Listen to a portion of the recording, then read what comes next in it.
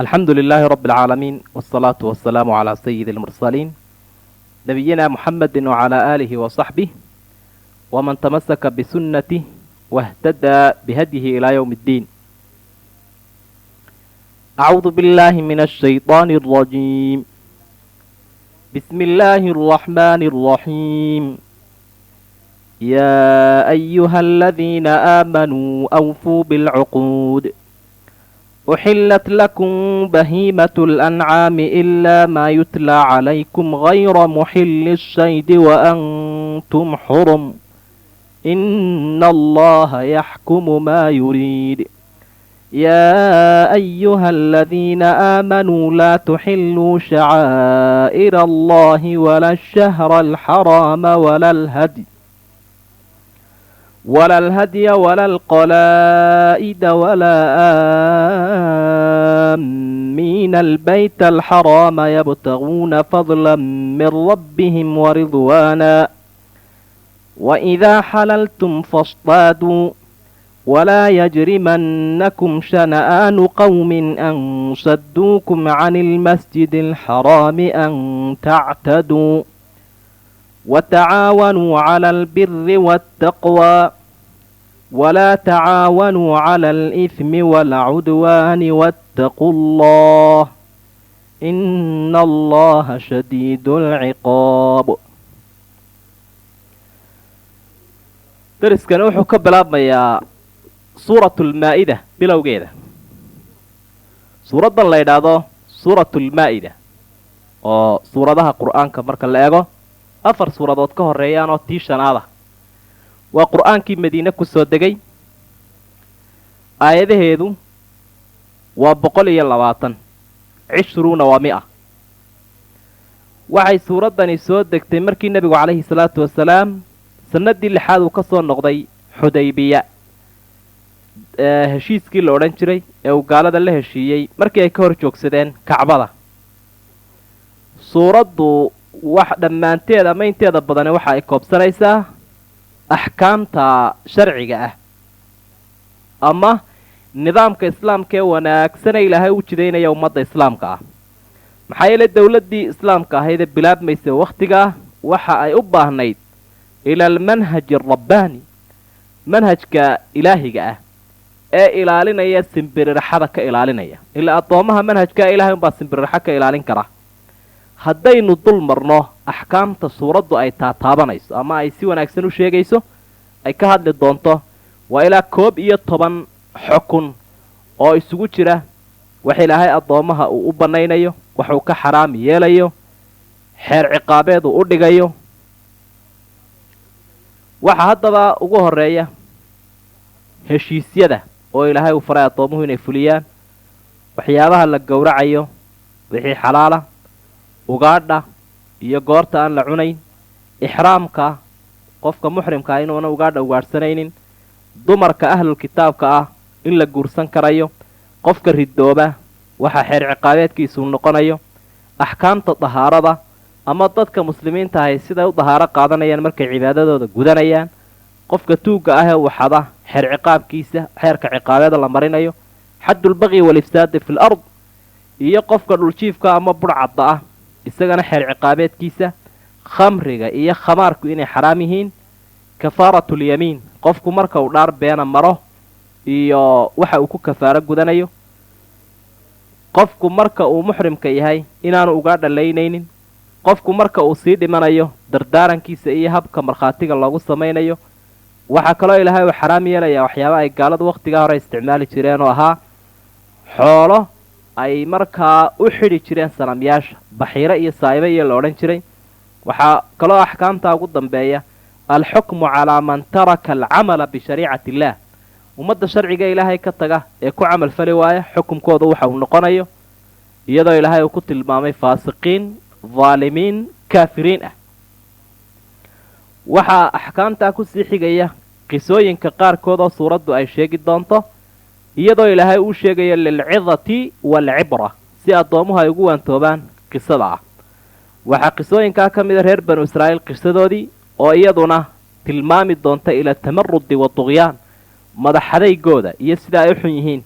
qisadii ilmo bani aadam qaabiil iyo haabiil inkastoonu qur-aanku magacaa ku sheegina ibnay aadam labadii inane aadam uu ku sheegay iyagana qisadoodiina ilaahay waa xusi doonaa iyadoo tilmaamaysa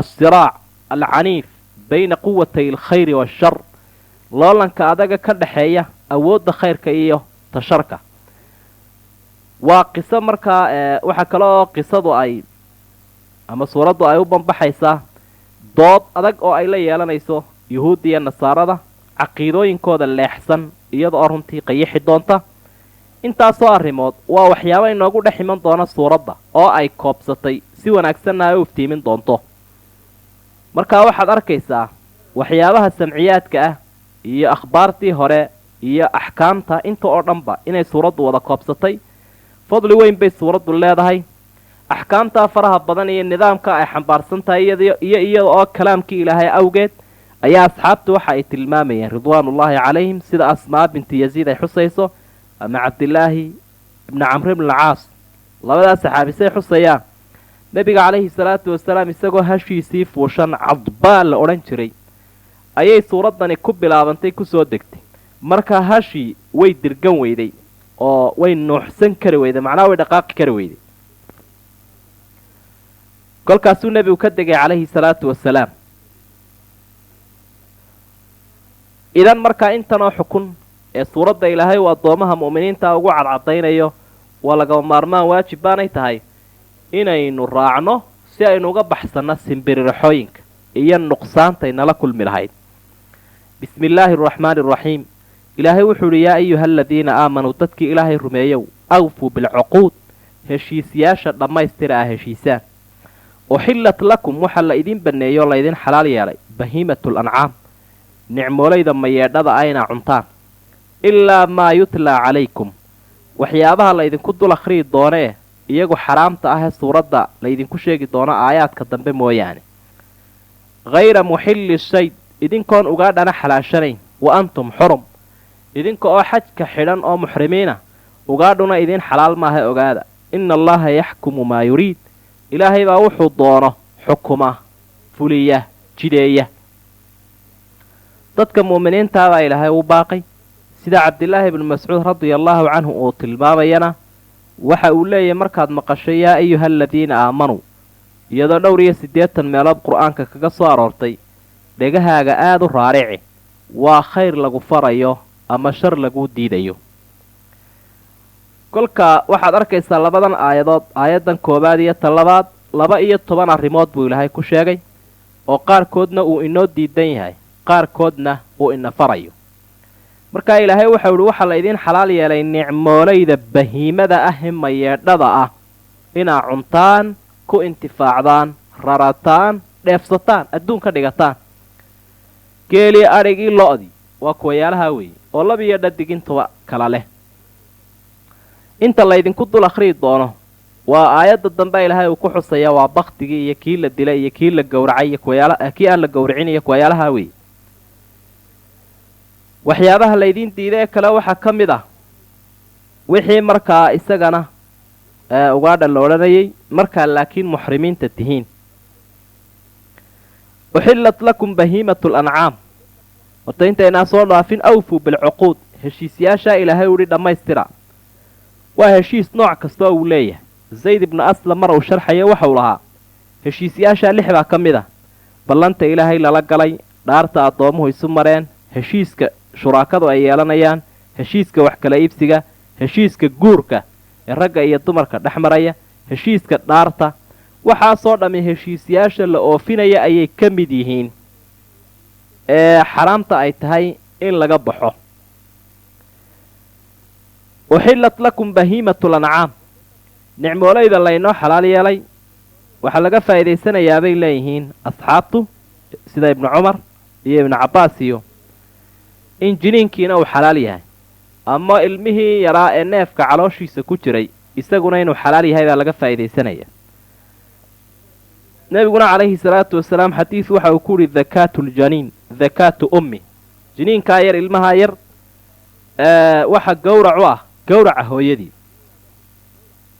ilaahay wuxuu doonuu xukumaa waa dhab arrimahan isagaa idiin xukumay xaakimka dhabtiina waa isaga axkaamta iyo xukumka lagu dhaqmayana isaga ayaa iska leh addoommuhuna waa maxkuumin weeye kuwa la xukumayo iyaga hadday isu dhigaan inay xaakimin yihiin oo iyagu xukumka ay dejinayaan ilaahay bay ku haystaan miisadaa iyo arrintaa uu la gaarka yahay yaa ayuha aladiina aamanuu dadkii ilaahay rumeeyow laa tuxilluu shacaa'ir allah waxyaabaha xajka calaamooyinka u ah ha xalaashanina ee la diiday in la farageliyo wala shahra alxaraam bilaha xurmada lena meel ha kaga dhicina wala alhadya wala alqalaa'id hadyigii iyo waa xoolihii la geynayay xaramkee lagu gowracayay iyo kiisa calaamadsane qalaa'idda la yidhaahdo midna meel ha kaga dhicina waxyeelaynina walaa aamiina albayta alxaraam dadka u qastaya kacbada ee doonaya inay cibaado kusoo gutaan kuwaana hay waxyeelaynina yabtaquuna fadlan min rabbihim dheeraad ilaahay xaggiisa ka ahaaday iyaga oo doonaya iyo wa ridwaanan raali noqosho waidaa xalaltum fasdaaduu markaa xalaal noqotaanna ugaadhsada markaa xajkii dhammaysataan dee ugaadhsigii wuu idiin bannaan yahay walaa yajrimannakum yuu idinku kallifin shana'aanu qawmin qoliyo cadhadaa u qabtaan an saduukum cani ilmasjid alxaraam idinkoo ugu cadhaysan inay idinka hor joogsadeen masjidulxaraamkii darteed idinkoo ugu cadhaysan iyay cadhadoodaasi idinku kallifin an tactaduu inaad ku xadgudubtaan oo waxaanay abaal u yeelanin marisaan wa tacaawanuu cala albiri waataqwa ilaahay baa yidhi isu kaashada samaha iyo alla kacabsiga oo isku xoojiyataa walaa tacaawanuu ha isu kaashanina cala alifmi waalcudwaan dembiga iyo xadgudubka wattaqu allah ilaahay ka cabsada isagaa cabsida idin farayo idinkaanay dan idin tahay ina allaha shadiidu alciqaab ilaahay ciqaabkiisu wuu adag yahay aayaddan labaad axkaam fara badan baa ilaahay uu ku xusay xajka iyo waxay u badan tahay arrimihiisa iyo qofku marka uu muxrimka yahay uu xajka xidhan yahay iyo mucaamalada habka loola dhaqmayo ajinabiga ama dadka shisheeyaha aan islaamka ahayn markaa ilaahay waxau ihi shacaa'irta ha xalaashanina shacaa'ir marka laydhaa waa calaamooyinka waaweyn ee xajka ee ku saabsan waa xagga wakhtiga iyo xagga dhulka iyo xagga waxa lagu dhex qabanayo intuba way noqonayaan shacaa'irtii oo sidaa aayaddaba ilaahay uu ku xusay bilihii in lagu xadgudbo maaha xaramkii in lagu xadgudbo maaha xoolihii lagu qalayay in lagu xadgudbana maaha shacaa'irtii bay ka mid yihiin ashhurul xurumkan iyo hadyigoo kii lagu gowracayaa iyo qalaa'iddii markaa qalaa'iddani waa xoolo ay markay xaramka ku sii wadaan ay doonayaan inay qalaan bay sii calaamadin jireen kuruskay ka mudi jireen si uu dhiiggu uga dareero loo garto inuu hadyi yahay sida huriyadu markay cunto oo kale xoolaha dhiiggu uga dareero mararka qaarkoodna kabo ayay qoorta u sudhi jireen si loo garto xoolihii xaramka lagu wada inuu yahay dadka xaramka u qastayana iska daaya buu ilaahay leeyahy fadli bay doonayaan iyo raali noqosho oo way ku soo cibaadaysanayaan halkaa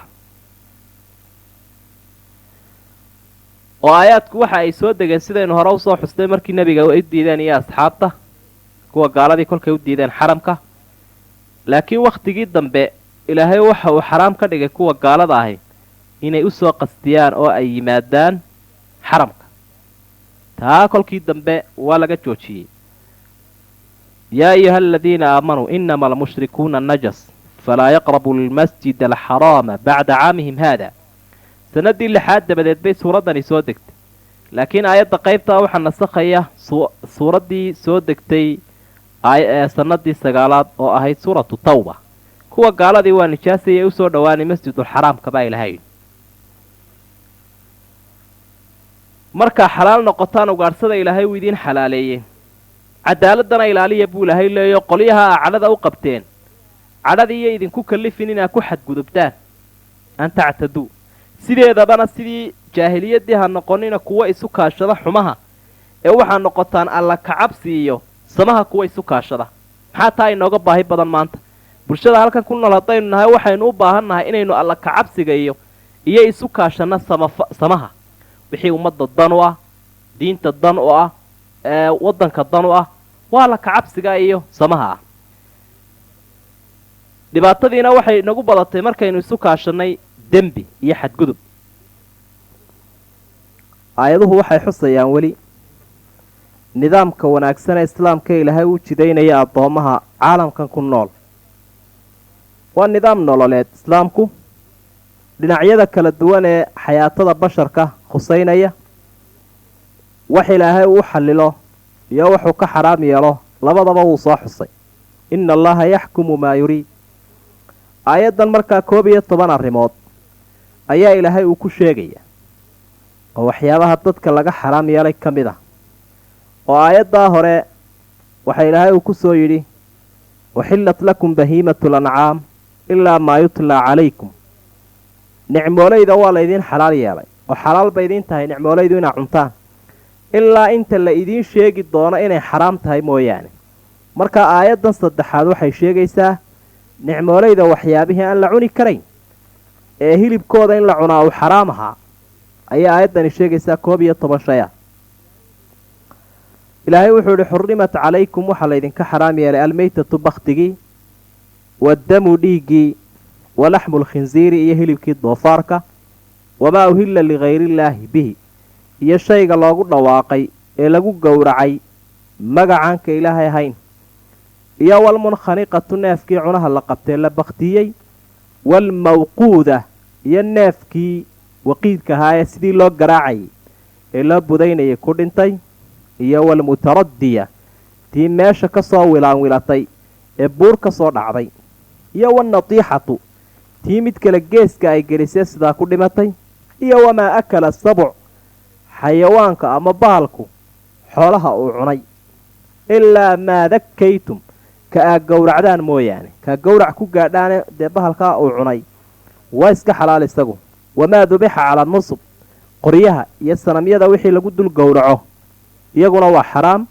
wa an tastaqsimuu bilaslaam waxaa kaloo laydinka xaraam yeelay inaad ku faashataan waxna ku qaybsataan qoryaha. daalikum fisqun. intaasoo arrimoodba waa daaca ka bax buu ilaahay. waa fallaaganimo ilaahay ka fallaagowdeen intaasoo arrimoodoo samaysaan. 11 shay waa laydinka xaraam yeelay buu ilahay yidhi. yaa xaraam yeelay? dee ilaahay baa halka hore ku soo xusay inna allaha yaxkumu maa yuriid. isagaa waxna xalaal yeela waxna xaraam yeela. awooddaa inagu ma lihin altaxliilu waataxriim. awoodda ah in waxna xalaal laga dhigo waxna xaraam isaga unbay u gaar tahay rabbi subxaanahu wa tacaala. markaa baktigii baa ugu horeeya. baktiga xikmadda uu ilaahay inooga xaaraantinimeeyey isaga ayaa qolyahan xataa dhakhaatiirtan casriga waxa ay sheegaan in dhiiggan ku kaydsamay neefkii marka aan la gowracin jaraafiimtii iyo bakteeriyadii dhiigga ku kaydsanayd oo dhamme ay ku hadhayso, dabeetana xagga caafimaadka wuu u xun yahay, darar iyo dhibaato badanna wuu u leeyahay. oo dhiiggan ka baxayee dhaafaya neefkii marka la gowraco dawa ayuu u yahay. sidaa awgeed baa halka ugu fudud dhiigga oo dhammi inuu ka dhammaado neefka ayuu islaamku yidhi ha laga gowraco oo halkaa cunaha ah. laakiin waxa uu xusayay nebigu calayhi salaatu wasalaam inuu jiro baktigaas mid xalaalihi oo waxa uu lahaa waxaa naloo xalaaleeyey 2 dhiig iyo 2 bakti. 2 baktiya xalaasha ahi waa kalluunka kiisa baktiya iyo ayaxa kiisa baktiya, labaduba waa xalaal. 2 dhiigna waa beerka iyo beeryarada. wadam dhiiggiina isaguna waa shay xaraam laga dhigay dee beerka iyo beeryarada mooyaane. marka aayaad kale ayaa ilaahay uu ku khasisay aw daman masfuuxa. dhiigga waa ka soconaya wey ee kaa fadhiya xadiidku uu sheegayaa waa xalaal. waxyaabaha xaraamta ah ee aayaddu ay sheegtay waxaa ka mid a hilibka doofaarka walaxmu lkhinsiir. waa xayawaan ilaahay u abuuray isagaana xaraam ka dhigay in la cuno oo yidhi ma cuni kartaan. xikmadda loo xaaraantinimeeyey rabbi isaga ayaa og. laakiin xataa gaaladan cuna ee lagu ibtileeyey waxa ay qirayaanoo laftoodu aanay diidanayn in uu leeyahay uu xambaarsan yahay bakteriya dabka oo dhammi xataa marka la kariyo aanu dilaynin oo xaraarad siyaada u baahan ama si gaara in loo kariyo. waayahay haddii ay iyagu sheegeen bakteriya noocaasi inay jirto oo dabka marka aada loogu badiyo ka dhimanaysa, maxayna ogeysiiyeynu ka garan karnaa inay ku jirto midaanay ogeyn oon dabkuba dilayninba ilaahay isaga ayaa xikmadda og tabaaraka wa tacaala wamaa uhilla likhayrillaahi bihi waxyaabahaasi waxay ahaayeen caafimaadka qofka ayay arrimahaa hore baktigii iyo dhiiggii iyo hilibkii doofaarka iyo caafimaadka qofka ayay waxu dhimayeen ee maadiga ah ee muuqanaya jidhka wamaa uhilla likhayrillaahi bihi shaygii cid aan ilaahay ahayn magaciisa lagu gowracay isaguna waxa uu waxu dhimayaa qofka caafimaadkiisii iimaaniga ahaa caafimaad qabkii xagga iimaanka ayuu waxu dhimayaa oo marka uu wax cid kale loo gowracay cunayo dee ciddaa kaleu rumaysan yahay cudur baa kaga dhacay rumayntii rabbi markaa sidaa darteed isagana iska daaya buu ilaahay leeyahy waxyaabaha baktigaa waxaa ka mid ah neefkii haddii la siririyo ama la karbaasho bud lala dhaco amaba meel laga soo wilaanwiliyo ama natiixa uu cuno gees mid kale ay geliso ama bahalkiiba uu cuno laakiin taa bahalku uu cunay rabbi waxa uu xusayaa haddii nolo lagu gaadho oo la gowraco xalaal inay noqonayso waxaa kaloo ilaahay uu xusay wamaa dubixa cala nusub markaa nusubtani wamaa uhilla likhayrillaahi bihi ayuunbay ka mid tahay waxaa jiray qoryo ay lahaayeen carabtu oo ay caabudi jireen oo 360 ilaahay ku sheegi jireen kacbada dhexdeeda yaaleen waxbay u gowrici jireen oo ilaah bay u aaminsanaayeen dhiigga iyo waxay marin jireen hilibkay ku xoqaan iyo waa ka ilaahay lahaa lan yanaala allaha luxuumuha walaa dimaa'uha walaakin yanaaluhu taqwa ilaahay gaadhi maayo bakti xoolahan aad gowracaysaan dhiiggooda iyo hilibkooda iyo ilaahay ma gaadhayo sidaa sanamyaasha ugu subki jirteen ilaahay tan ma gaadhayo laakiin alla kacabsigu ilaahay aqbalaa waxyaabaha caafimaadkii qofka waxyeelaya caafimaadkii xagga iimaanka waxyaabaha waxyeelaya waxaa ka mid ah in dadkii ay wax ku qaybsadaan kuna faashadaan aslaamta waxa la idhaahdo aslaamtu waa tusbaxyo jaahiliyaddu ay lahaayeen oo marka ay wax qaybsanayaan ayay ridi jireen sida dadkeenna qaarkoodba ay tusbaxyo ugu faashadaan markaa haddii mathal ay wax kala goynayaan ay doonayaan inay wax qaybsadaan tusbaxyadaasaa la ridaya ama 3 ama 7 dabeed qofka kaasi u soo baxaa waxaasuu leeyahay qofku haddii waxaasi u soo baxaan maanta socodkii wuu iska daynayaa ka calaamadaa leh hadduu soo baxo wuu soconayaa intaasoo arrimoodba waxay yihiin buu ilahay yidhi daalikum fisqun war intanoo arrimoodba fallaaga idinka dhigayaan oo waxaa noqonaysaan kuwo ka fallaagooba ilaahiinii aa ka amar qaadanayseen ee addoomaha u ahaydeen haddaba halkan ilaahay waxa uu ku xusayaa dadka asxaabta ridwaanullaahi calayhim ee nebi maxamed calayhi salaatu wasalaam hormuudka uu ka yahay dowladnimadii ilaahay inuu u kaamil yeelay waxyigiina inuu ilaahay u kaamil yeelay gaaladuna inay ka quusteen bushaara ayaa markaa ilaahay uu siinayaa bushaaradaas uu ugu bushaareeyey wanaagga ay maanta ku sugan yihiin ku sii ekaada weeye ilaahay waa idinkaga raalliya ku sii ekaada oo halkaa dib ha uga noqonina markaasaa qaybta dambe aayadda ilaahay uu ku xusay markaa ilaahay waxau idhi alyawma maanta yaa-isa way ka quusteen aladiina kafaruu kuwii gaaloobay min diinikum diintiinnii maanta way ka quusteen kuwa gaaladii inay ama hor joogsadaan ama idinka duwaan ka quuste falaa takhshawhum ha ka cabsanina iyaga wakhshawn aniga iga cabsada alyawma maanta akmaltu lakum diinakum diintiinnii baan idiin dhammaystiray buu ilaahay yidhi wa atmamtu calaykum nicmatii nicmadaydiina waan idiin buurigareeyey oo waan idiin buuxiyey wa radiitu lakum alislaama islaamnimadiina waxaan idinka raali noqday diinan dhaqan diintan aan idin siiye islaamnimadaana dhaqannimo iyada ayaa raali idinka ahay faman idura qofka loo dhibaatogeliyo fii makhmasatin gaajo darteed inuu waxyaabaha la xaraam yeelay cuno qofka u dhibaatooda hayra mutajaanifin isagoon u qastaynin liithmin dembi fa ina allaha kafuurun raxiim kaa ilaahay wuu ka dhaafaya waa u naxariisanaya dhimo odhan maayee waxyaabaha laga xaraam yeelay wuu cuni karaa waxa ilaahay uu xusay halkan loolan baa soo jiray loolankaasina waxa uu ka dhexeeyey bayna quwatay khayri washar awoodda khayrka iyo awoodda sharka loolan baa ka soo dhexeeyey. gaaladu nebi maxamed iyo asxaabta way la soo colaatamayeen, aadna way uga hor yimaadeen. quus bay haddaba taagan yihiin buu ilahay yidhi maanta. maalinta aayaadkani ay soo degayeen suuratulmaa-ida ka mid ahaa, waxa ay ahaayeen sanadii 10aad ee nebiga calayhi salaatu wasalaam xajatulwadaac, xajkii ugu dambeeyey sanadkuu xajayey ee caalamka islaamka oo dhammi markii ay isugu yimaadeen kacbada uu ku sagootiyey, halkaasay aayaadka ku soo degayeen. markaasaa ilaahay uu leeyahay, war kuwii gaalada ahaa maanta way idinka quusteen, awood milatare way idinku muquunin kari waayeen, mid siyaasadeed iyo mid dhaqaalena idinkala quuste, way idinka hadheen. haddaba cabsidoodii iska dhaafo oo ilaahayna ka cabsada buu ilahay leeyahay. sidaasay ahaayeen dadkii iimaankooda ka run sheegayey, ee walaaga iyo kalgacalka ay isu hayaan ka run sheegayey, ee xaqiijinta kelimada tawxiidka caalamkan inay ka xaqiijiyaan ka run sheegayey. waa ka sidaa ilaahay ugu hambaliyeeyey, uguna qiray inay cadowgoodii waddada mariyeen. halka maanta caalamkan islaamku ay ka quusteen kuwa gaalada ah inay ama awood ku muquuniyaan ama awooddooda sharka ay hor joogsadaan, halkay ka quusteen maalintaa dadka gaaladaabaa ka quustay nebiga iyo asxaabta. waxaa ilaahay u leeyahay maanta waa carafo ah oo nebigu uu jooga calayhi salaatu wasalaam. carafa bishaa la yidhaahdo dilxija, waxaan idiin dhammaystiray buu ilaahay leeyahay diintiinnii ayaan kaamil ka dhigay.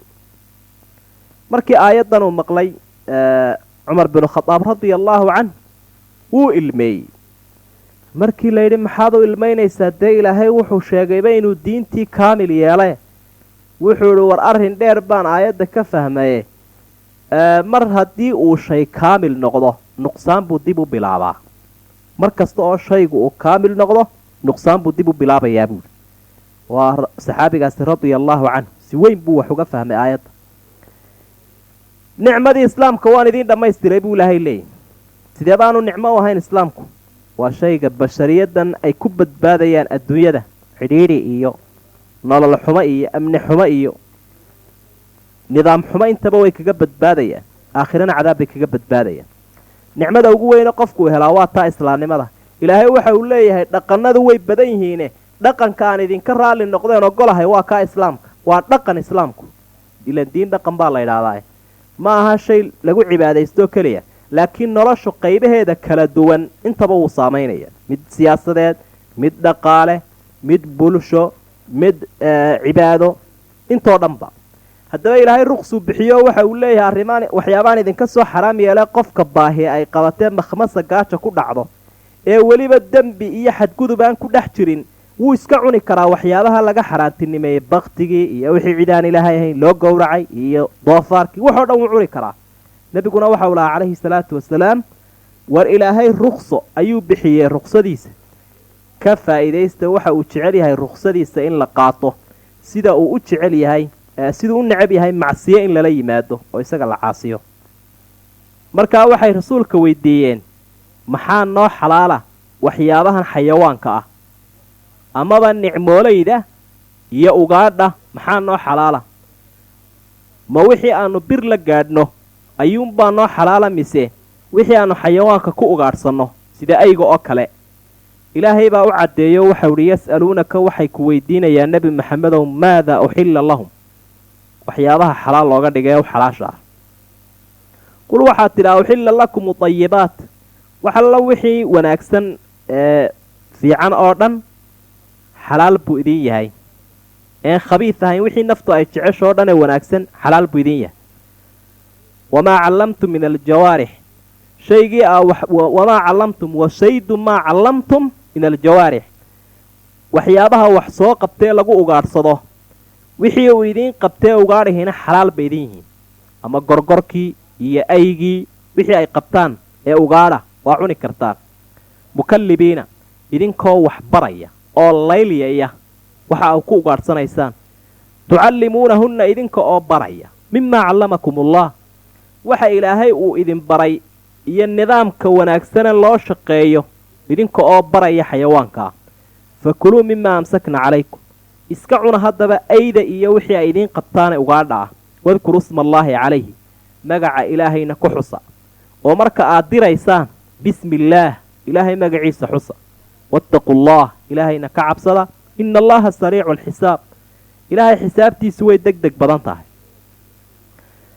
hadday nebi maxamedow ku cilmi weydiiyaan asxaabtu ridwaanullaahi calayhim ilaahay baa kuu caddaynaya arrintaa ay ku su'aaleen jawaabteeda hadday ku yidhaahdeen maxaa noo xalaala waxyaabaha la cuno wixii dayibaatihi waa idiin xalaal dheh waxaa laga faa'iidaysanayaa bay leeyihiin culimmada ka hadla qawaacidulfiq al-aslu fi alashiyaa'i al-ibaaxa waxyaabahan la cuno ama la intifaacsado sida xayawaanka iyo dhirta maxaa u asala ma xalaal mise xaraam maya waxa u asala inay inoo wada xalaal yihiin ilaa wixii deliil uu xaraam ka dhiga mooyaane shaygan haddii uu deliilku xaraam ka dhigo xaraam wuu noqon karaa laakiin sida asalka ah dee waa dayibaadkaasoo xalaal bay inoo yihiin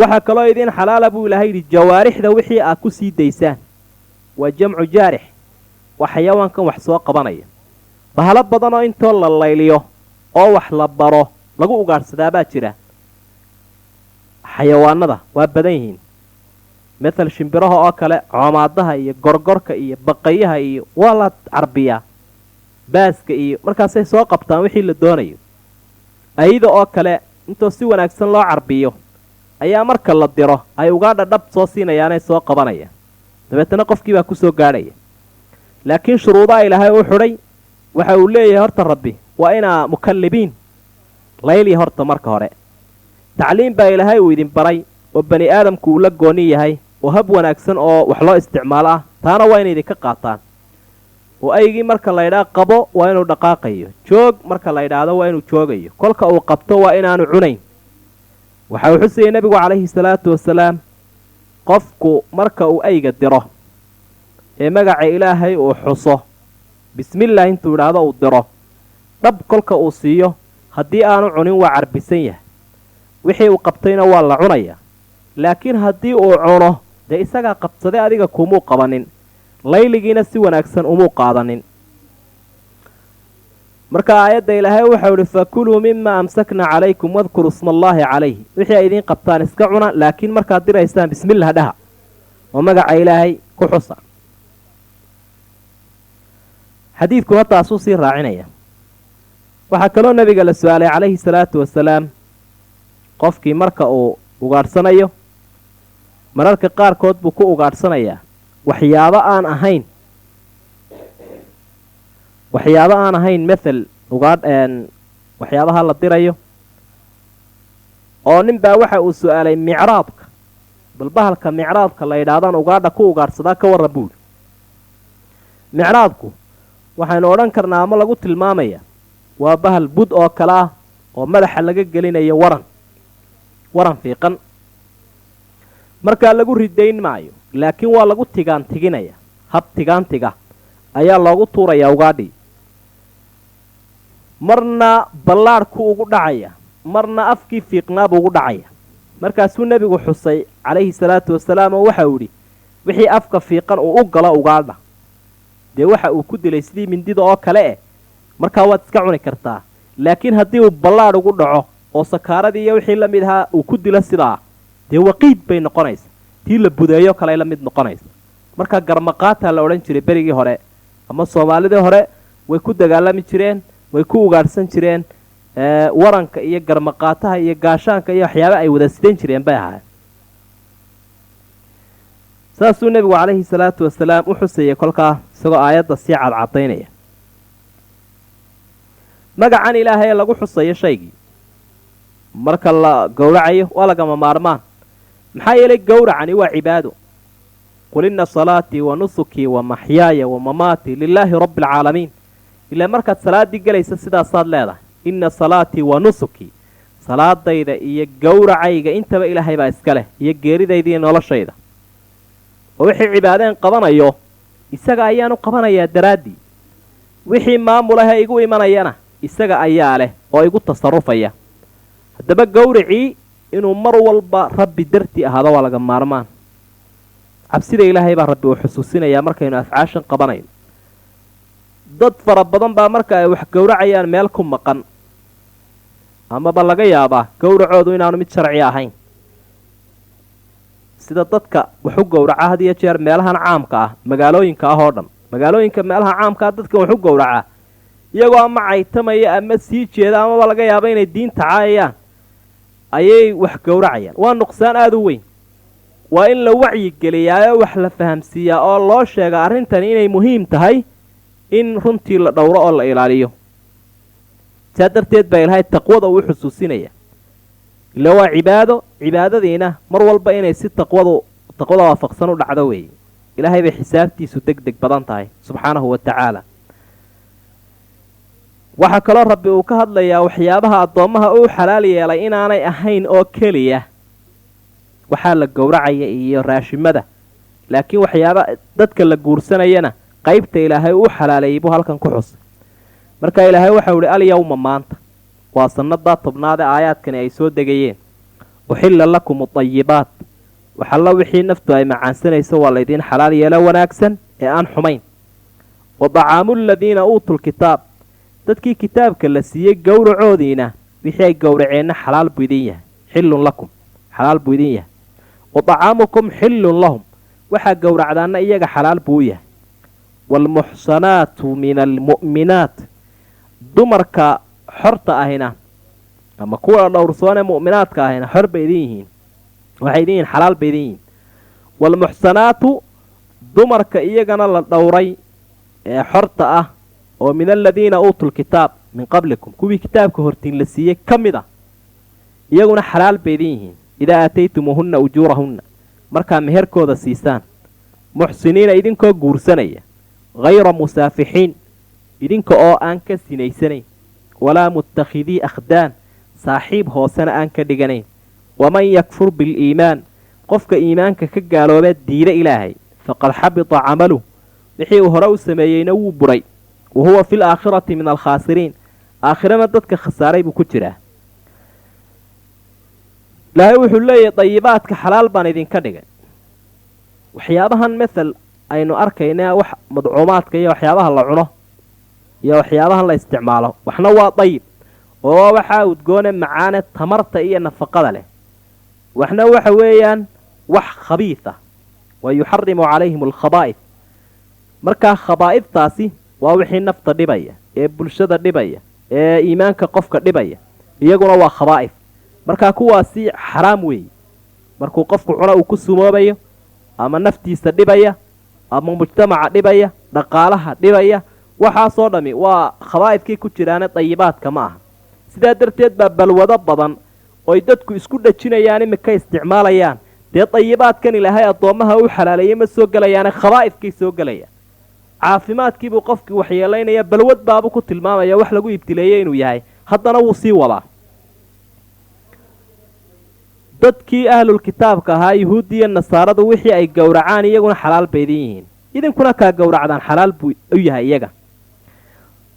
waxaa kale oo jirta qaacido odhanaysa waa islaamka dhexdiisa, al-aslu fi lashyaai alibaaxa ila alfuruuj, shay walba waxa u asala inuu mubaax yahay ilaa daliil xaaraantinimeeyaa u yimaado.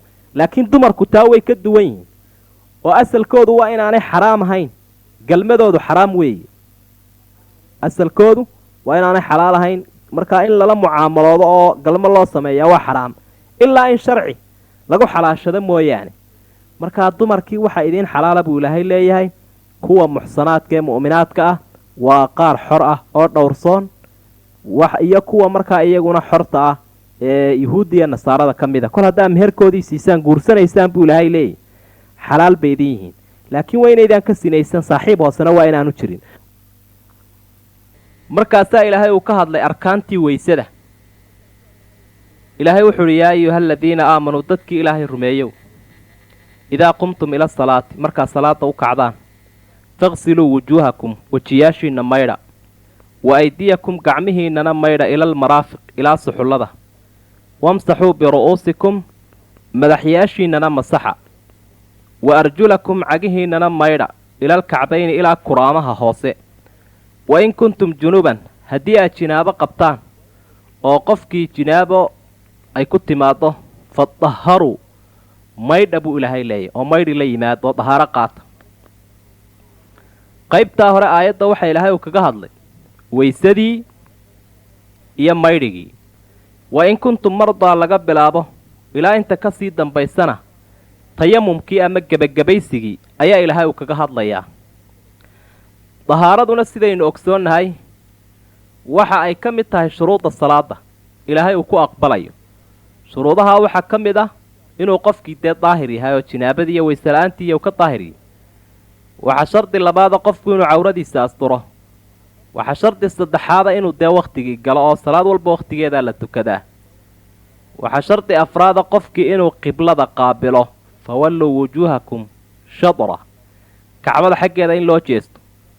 shardiga shanaad waxa weeye qofkii inuu nadiif yahay jidhkiisii iyo dee meeshuu ku tukanayay iyo dharkiisii. addahaara cani najisa, nijaasadii waa inuu markaa nadiif ka yahay.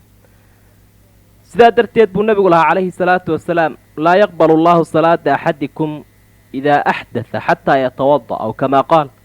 mid idinkaydan ka mida ilaahay kama aqbalaya salaada ilaa uu weyse qaato oo uu isnadiifiyo. addoommaha mu'miniinta haddaba iyada oo guud ahaanba ilaahay uu u baaqay waxa uu leeyahay markaas salaada isu taagtaan buu ilaahay yidhi weysaysta, oo sidan aayaddu ay u sheegtay u weysaysta. haddaba su-aasha isweydiinta le waxa weeye goorta la weysaysanaya ama markuu qofku salaada gelayaa? maya waxa weeye idaa aradtum alqiyaama ila asalaa, markaad doontaan salaaddii inaa u kacdaan ha gelina idinkoo bilaa weyse ahe sii weysaysta weeye. midda labaada isweydiinta le waxa weeyaan salaad walba miyaa loo weysaysanayaa? maya in salaad walba loo weysaystaa waa sunna uun oo tajdiidul wuduu baa laydhaa, oo qofku hadduu salaad walba isaga weysaysto oo dee weysadii u cusboonaysiiyo sida nebi maxamed ka sugnaatay sala allahu calayhi wasalam sunnay noqonaysa. laakiin sida waajibka ahi waa inuu qofkii hal mar weysaystaa. haddii aanay ka burin dhowr salaadood wuu isku tukan karaya. ila salaati markan ilaahay uu leeyahy sunno iyo farad iyo jinaase iyo qaybtay doonaysaa salaadu ha ahaato, laakiin waa salaad oo dhan weeyaan. waxa ilaahay uu tilmaamay oo uu xusay in wejiga loogu horraysiiyo. haddaba tartiibtan ay aayaddu u sheegtay waa lagama maarmaan oo in wejigii la horraysiiyo, gacmahana lagu xigsiiyo, madaxana lagu xigsiiyo, cagahana loogu dambaysiiyo. waa tartiib waajiba. maxaa yeelay nebigu waxau idhi calayhi salaatu wasalaam ibda'uu bimaa bada'a allaahu bih, markuu ka hadlayay inna asafaa waalmarwata min shacaa'ir illaah ee uu xajka wareegayay baa waxau lahaa halka ilaahay uu ka bilaabay muhimmad bay leedahaye ha laga bilaabo.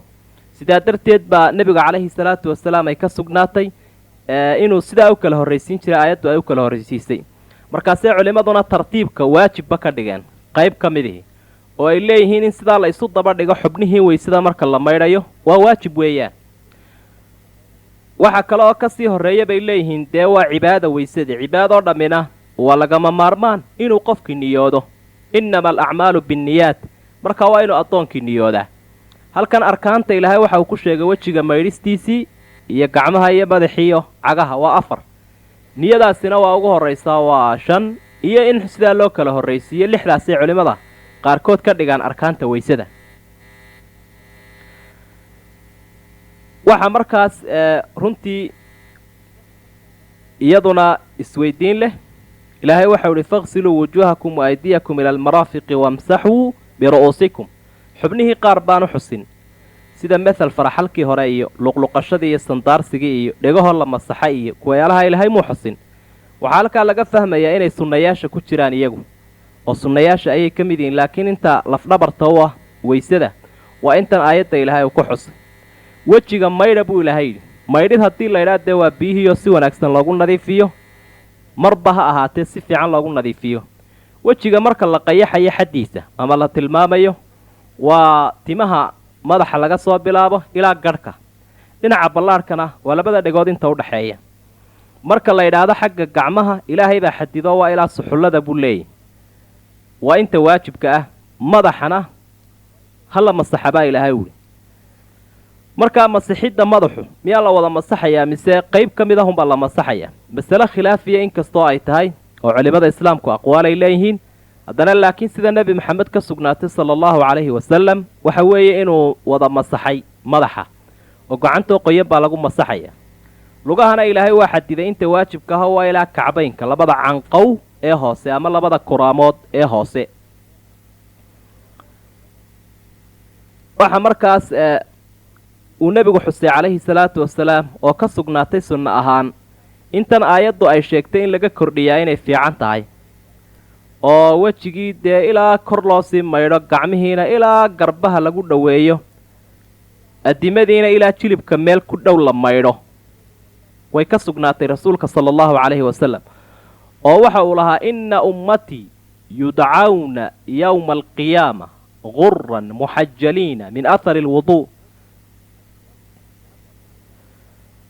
qofka dadka mu'miniin aw kamaa qaala sala allahu calayhi wasalam, ummaddayda maalinka qiyaamaha waxa loo yeedhaya oo ilaahay u afuufayaa carooga oo la ysugu yeedhaya iyaga oo xubna garan oo wejigooduna uu iftiimayo waysada raadkeedii. sidaa darteed buu abi hurayra lahaa isagoo xadiidka sharxaya, waar haddaba kol haddii dee intii laga weysaysanaya ay iftiimayso, mid walowba xubna garnaantaada iyo inta kuu iftiimaysa dee sii weyne oo ha kuu noqoto iftiinku ha kuu bate. waa isbaaqul wuduu ayuu ku tilmaamayay rasuulku sala allahu calayhi wasalam, intee kor loo dheereeyo oo sidaas loo nadiifiyo. mar kale waxa uu xusayay nebigu calayhi salaatu wasalaam inaanay habboonayn weysada in laga degdego oo qofkii meela ay cadcadaadaan. markaasaa waxa uu lahaa weylun lilcaqaabi min annaar, waadi naara ama qayb naarta ka midii waxa ay u sugnaatay cidhbaha qofku aanu ku dhammaystirin weysada. markaa inuu weysadii iska hubsado meelaha cadcadu qofkii ka ilaaliyo iyo meesha safanta iyo inta oo dhanba inuu si wanaagsan ugu dhammaystiro waa arrin daruuri ahoo lagama maarmaana. waxaa rabbi uu ka hadlay markaa jinaabada sidii looga maydhanayo. waxau uhi wain kuntum junuban fadaharuu, haddaad jinaabo leedihiin dee isnadiifiya oo dahaaro qaata. ila ilaahay waxa uu jecel yahay dadka mutatahiriinta ah. markaa jinaabadii dee waa qofkii xaaskiisii la kulma ama isku ixtilaamo oo isagii dee junub noqda. waxaa isaguna la mid ah xaydkii. yasaluunaka can ilmaxiidi qul huwa adan faactazilu nnisaa'a fi lmaxiid xataa yadhurn faidaa tataharn ayaa ilaahay wuli fa'tuuhunna min xaysu amarakum allah. dumarkiibay ku weydiinayaan iyo caadada markaa ku imanaysa, waxaad u sheegtaa inuu dhibaato yahay caadadaas. dumarkana iskaga durka buu ilaahay aayaddaa ku yidhi ilaa inta ay caadadu ka go'ayso ee dabeetana ay maydhanayaan. marka ay maydhaanna halkii ilaahay u idiin xalaaleeyey kala xidhiidha. markaa ilaahay waxau idhi wain kuntum haddii ahaataan mardaa kuwa xanuunsanaya oo buka, aw calaa safarin ama socdaal ku jirtaan oo taraag tihiin, aw jaa'a axadun minkum ama mid idinka midiiba uu ka soo baxo oo uu ka yimaado min alqaa'idi godka iyo meesha uu ku soo xaajoonayo, aw laamastumu nnisaa'a ama dumarkii aad taabataan, falam tajiduu maa'an intanoo dhacdo markii ay yimaadeenna biyo aydaan helin, fatayamamuu waxa a u qasadaan saciidan dayibaa shay saciidah oo nadiifa, ciid nadiifa, famsaxuu biwujuuhikum wejiyaashiinna ku masaxa, iyo wa aydiikum gacmihiinna minhu shaygaa qayb ka mida ku masaxa. maa yuriidu allaahu ilaahay ma doonayo liyajcala calaykum min xaraj dushiinna wax dhibaataa inuu yeelo ma doonayo wuu idiin debcinayaa. walaakin yuriidu wuxuu ilaahay doonayaa liyutahhirakum inuu idin nadiifiyaa buu doonayaa, waliyutima nicmatahu calaykum inuu nicmadiisa nidaamka islaamka uu leeyahay idiin dhammaystirana ilaahay wuu doonayaa, lacallakum tashkuruun si dabeed idinku nicmadaa intoo u garataan ugu mahadnaqdaan buu ilaahay yidhi. maa yuriidu allaahu liyajcala calaykum min xaraj walaakin yuriidu liyutahhirakum waliyutima nicmatahu calaykum lacallakum tashkuruun. lacallakum tashkuruun si aa ugu mahadnaqdaan, likay tashkuruun oo halkaa nicma ayaa hesheen oo ilaahay kala kulanteen, markaa nicmadan si aa ugu mahadnaqdaan. nicmadiibaa aayaddanna ilaahay uu kusii xuso waxau uhi wadkuruu nicmat allaahi calaykum ilaahay nicmada dushiina uu yeelay xusa haddaad tihiin dadka muslimiinta ah wa miithaaqahu ballantiisiina xusa rabbi alladii ballantaasoo waahaqakum bih oo idinkula heshiiyey ee idinku xidhay id waqti baa ilaahay idinla ballamay qultum aad tidhaahdeen samicnaa waatacnaa ilaahay oo ku maqalnay oo wixii aad nafartay adeecnay waataquu allah ilaahay ka cabsada ina allaha caliimun bidaati suduur ilaahay baa ka warhayo ogsoon laabaha waxa ku sugan nicmadan ilaahay uu leeyahay tabaaraka wa tacaala waa nicmo ilaahay uu idin siiyey xusa waa nicmada islaamka waa nicmada waxyiga nicmada uu leeyahay nidaamkan islaamku weeye waa nicmo runtii haddii addoommuhu ay gartaan oo ay u soo noqdaan ay ku helayaan adduunyada waxa ay baadi doonayaan iyo aakhiro labadaba sidee baanu nicmo u ahayn waxa uu qur-aanku ka saaray dadka dulumaad iyo gulcuryaal fara badan oo ay dhex jafayeen isdulmi ay isdulmiyaan cidaan ilaahay ahayn oo ay caabudaan maatidoo ay xaqooda ka duudsiyaan mucaamalo xunoo ay ku wada noolaadaan kadeed fara badan baa haystay cadaalad darro ayay ku binaysnaayeen waxoodu iyo jawr iyo dulmi markaasaa ilaahay uu nidaamkan ummadda u keenay islaamka ah oo isagu u dooray kii hagayeyna ah war waa nicme xusaba haddaba ilaahay uu leeyahy miithaaq baa ilaahay uu idinkaga qaaday kitaabkan qur-aanka dhexdiisa oo ah kol haddii aa nebi maxamed calayhi salaatu wasalaam mubaayaco la gasheen oo la heshiiseen rumayn rabbi la timaadeen samicnaa wa adacnaa baad tidhaahdeen waana sidii wanaagsanayd ilaahu ku maqalnay oo ku adeecnay haddaba taa daa'ima oo alla kacabsiga wada oo dib ha uga noqonina ilaahay baa laabaha waxa ku sugan buu rabbi ogsoon yahay oon ka qarsoomaynin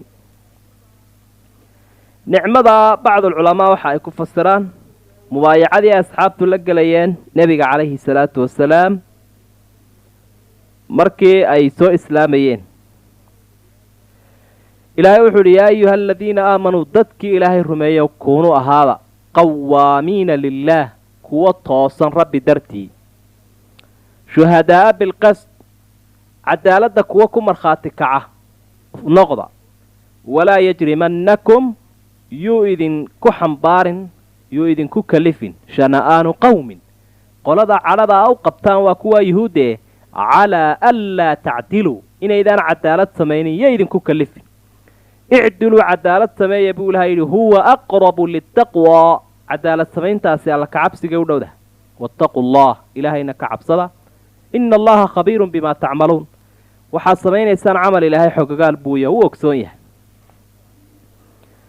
dadka mu'miniinta ah baa rabbi ula hadlaya halkan waa toosinaya waxaa rabbi uu xusay nidaamkan islaamka ah ee uu soo dejiyey inuu ku salaysan yahay cadaalad waana nidaam caalamiya gaaladu xeerar xunxun oo ay iminka soo samaysteen oo ku binaysan maslaxadooda ayay ku sheegaan inay caalam yihiin caalami maaha waa iqliimi waa arrin gobolaysiya toodu oo wax iyaga u dana ama siday arkayaan ay dadka ku dulmiyayaan ayay doonayaan inay caalami ku sheegaan ilaahay caalamkan abuuray kaa uu soo dejiyey baa caalamiya sidaa darteed baa uu rabbi farayaa xataa kuwa gaalada in loo cadaalad sameeyo marka ay xukun noqoto oo waxaan gar loogu lahayn oo dulmiya inaan lagu samaynin ayaa halkan ilaahay uu ku xusay waxaa dhacday asxaabta ridwaanullaahi calayhim sanadii 6 waxay dooneen inay ku soo cumraystaan iyaduu nebigu hogaaminayo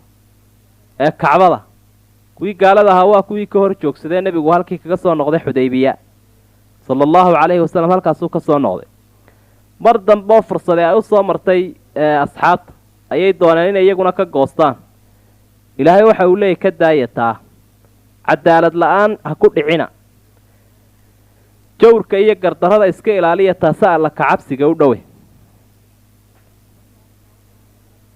marka halkaa waxa aad ka arkaysaa qur-aanka kariimka ahi mar walba in addoommaha uu ku waarinayo oo uu ku hagayo cadaaladda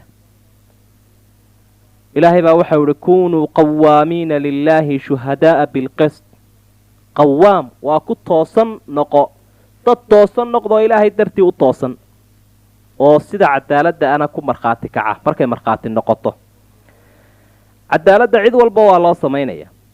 waxaa lagama maarmaana inuu sameeyo qofka ummadda hogaaminta u ah ama qiyaadada u ah iyo madaxda. waa inuu cadaaladda sameeyaa imaamun caadil. in badan baa nusuusta iyo axaadiidta ay ku xusan tahay imaamka caadilka ahi waxaasuu fadli leeyahay, sidaasaa qiimihiisuu yahay. waxaa kaloo laga doonayaa cadaaladda guud ahaanba ummadda. waxaa kaloo laga doonayaa zawjka inuu xaasaskiisa u cadaalad sameeyo. waxaa cadaaladdii laga doonayaa waalidkii inuu awlaaddiisa xataa u cadaalad sameeyo. nucmaan ibnu bashiir waxa uu lahaa, waa saxaabi weeye, aabbahay baa adduuni siiyey, markaasee hooyaday tidhi kuma kalsooniye, waa intaad kaga noqotaa ee nebiga markhaati uga dhig. nebigu u geeya calayhi salaatu wasalaam. waxa uu idhi inankayga adduunkanaan siiyey nebi maxamed oo markhaati ka noqo. markaa su-aal buu rasuulku weydiiyey sala allahu calayhi wasalam isagoo hubinaya cadaaladda. nebigu waxa uu ku yidhi akulla waladika naxalta midlah, inankan inta aad siisay oo kale ubadkii kalena ma wada siisay intaa in leeg. carruurtaada mid walbama intan in leeg baad siisay? maya kanunbay ku kooban tahay buui. nebigu waxau idhi ittaqu allah wacdiluu fii awlaadikum. riwaayo kale waxay idhi innii la ashhadu calaa jawr. ilaahay ka cabsada buu nebigu idhi cadaalad u sameeya ubadkiina markaa wax siinaysaan. markhaati ha iga dhigan aniga shay xaqdarro ah ee i weydaari. saasuu ahaa rasuulullaahi muxamed sala allahu calayhi wasalam. inan iyo ubadkao dhan in loo cadaalad sameeyo saasuu farayay.